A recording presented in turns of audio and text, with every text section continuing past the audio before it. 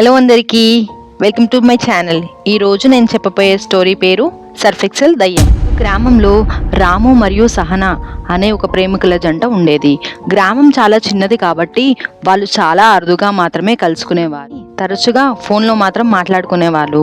అలా కొన్ని రోజులు ప్రశాంతంగానే మాట్లాడుకున్నారు. కొన్ని రోజుల తర్వాత ఒకరోజు రాత్రి ఫోన్లో చాలా పెద్ద గొడవ అయింది. ఇంకా ఆ గొడవ 3 రోజుల పాటు కొనసాగింది. ఇంకా నేరుగా మాట్లాడి ఆ గొడవని సాల్వ్ చేసుకుందాం అనుకున్నారు. అందుకనేసి దానికి తగినట్టుగా ఒక డేట్ అండ్ టైం ఫిక్స్ చేసుకున్నారు. వాళ్ళు ఏ రోజైతే ఫిక్స్ చేసుకున్నారో కలుసుకుందామని, అదే రోజు ఎర్లీ మార్నింగ్ రాము వాళ్ళ నాన్నగారు చనిపోయారు. ఇల్లంతా శోకసంద్రంలో మునిగిపోయింది. ఇంకా సాయంత్రం అయ్యేసరికి దహన సంస్కారాలన్నీ పూర్తి చేసుకున్నారు. అయ్యేసరికి అందరూ పడుకున్నారు. అదే రోజు రాత్రి రాము వాళ్ళ నాన్నగారు అతని కలలోకి వచ్చారు. వచ్చి ఇలా అన్నారు, అరే నాన్న, నేను చనిపోయానని మీరు బాధపడొద్దు. నేను లేని లోటు నువ్వు తీర్చాలి. కుటుంబ బాధ్యతనంతా నీ భుజాల మీద వేసుకొని అందరినీ సంతోషంగా ఉంచాలి అని చెప్పారు. రాము ఆ మరుసటి రోజే ఉదయాన్నే లేచి వాళ్ళ నాన్నగారు చెప్పిన మాటలన్నీ గుర్తు చేసుకొని బాధనంతా దిగమింగుకొని బాధ్యతను తన భుజాల మీద వేసుకొని కుటుంబాన్ని సంతోషంగా చూసుకున్నారు. అలా కొన్ని రోజులు బాగానే సాగింది. కొన్ని రోజుల తర్వాత సహనా నుండి కాల్ వచ్చింది. హలో రాము, ఎలా ఉన్నావు? నిన్ను ఒకసారి కలవాలని ఉంది, బయటికి వస్తావా అనేసి అడిగింది.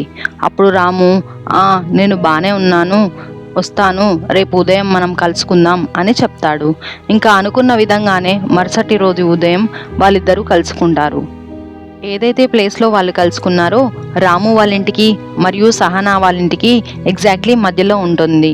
ఎప్పుడైతే రాము సహనాను చూశాడో చాలా ఏడుస్తాడు.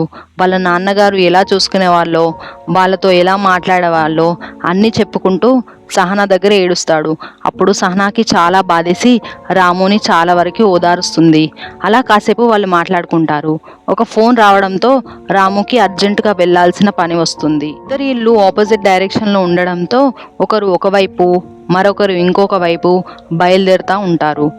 ఎప్పుడైతే సహనా కొంత దూరం వెళ్తుందో అప్పుడే ఒక పెద్ద లారీ వచ్చి సహనాని గుద్దేస్తుంది. అంతే, సహనా అక్కడికక్కడే స్పాట్ డెడ్. ఇంకా చుట్టంతా గుమికూడతారు. అర్జెంటుగా వెళ్తున్న రాముకి అప్పుడే ఒక పెద్ద శబ్దం వినిపిస్తుంది. వెనక్కి తిరిగి చూడగా చాలా మంది గుమికూడారు. ఇంకా అర్జెంటుగా వెళ్ళాలని చెప్పి వెంటనే కంగారుగా అక్కడి నుంచి వెళ్ళిపోతాడు. రోజు రాత్రి రాము పడుకుందామనేసి మంచం పైకి ఎక్కి కూర్చుంటాడు. అప్పుడే డోర్ కొట్టిన శబ్దం వినిపిస్తుంది. అప్పుడు సరిగ్గా సమయం 12:30. అసలు ఈ టైంకి డోర్ ఎవరు కొడుతున్నారు అనేసి రాము మనసులో అనుకొని, ఎవరు మీరు అని అడుగుతారు. కానీ యువతల వైపు నుంచి ఎలాంటి సమాధానం రాదు. సరే పడుకుందాం కదా అని మంచం మీదకెక్కి పడుకుంటాడు. మళ్ళీ కాసేపటి తర్వాత అలాగే డోర్ కొట్టిన శబ్దం వినిపిస్తుంది. ఈసారి మళ్ళీ అడుగుతాడు, ఎవరు మీరు అనేసి.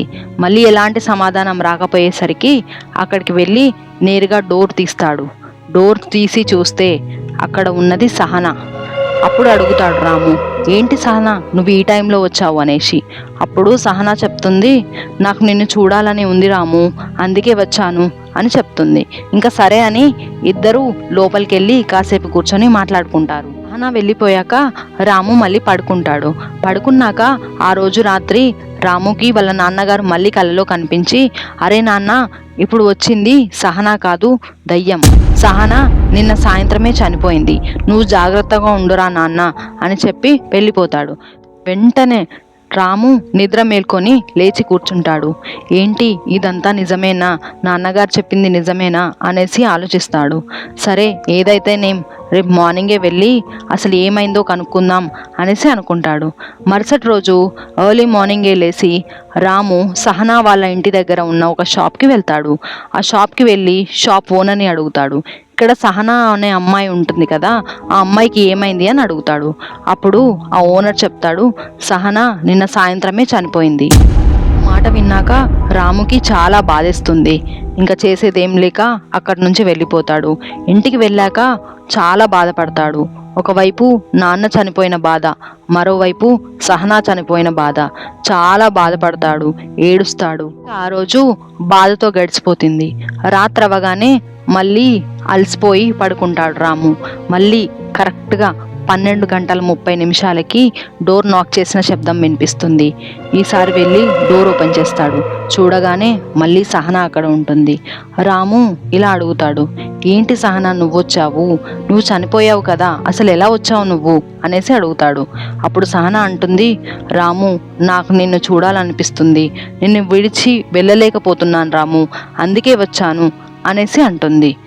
అప్పుడు రాము, ఇది కరెక్ట్ కాదు సహనా, నువ్వు చనిపోయావు, నువ్వు ఇక్కడ ఉండొద్దు, నువ్వు వెళ్ళిపోవాలి అని చెప్తాడు. అప్పుడు సహనా అంటుంది, నా రక్తపు మరకలు నీ షర్ట్ మీద పడ్డాయి, అందుకే నేను వస్తున్నాను రాము, ఎప్పుడైతే ఆ మరకలు పోతాయో అప్పుడే నేను వెళ్ళిపోతాను అని చెప్పి అక్కడి నుంచి వెళ్ళిపోతుంది సహనా. మరుసటి రోజు రాము లేచి ఆ మరకలను ఉతుకుతూ ఉంటాడు. కానీ ఎంత ఉతికినా కూడా ఆ మరకలు అనేవి పోవు. ఇంకా చేసేదేమీ లేక అలానే వదిలేస్తాడు. ఆ రోజు రాత్రి కరెక్ట్గా 12:30 మళ్ళీ సహనా వస్తుంది. అప్పుడు మళ్ళీ అడుగుతాడు, ఏంటి సహనా నువ్వు మళ్ళీ వచ్చావు, నేను ఉతికేశాను కదా అనేసి అంటాడు. అప్పుడు సహనా అంటుంది, ఇంకా నీ షర్ట్ మీద మరకలు అనేవి పోలేదు, నేను అందుకే వచ్చాను అనేసి చెప్తుంది. నేను ఎంత ఉతికినా కూడా ఆ మరకలు పోవట్లేదు, ఇప్పుడు ఏం చేయాలి సహనా అని రాము అంటాడు. అప్పుడు సహనా మెల్లిగా రాము దగ్గరికి వచ్చి, సర్ఫెక్సెల్తో ఉతుకు మరక మంచిదే అనేసి అని మాయమైపోతుంది. ఇది ఇవాల్టి స్టోరీ. ఎలా ఉందో కామెంట్ చేసి చెప్పండి. Thank you.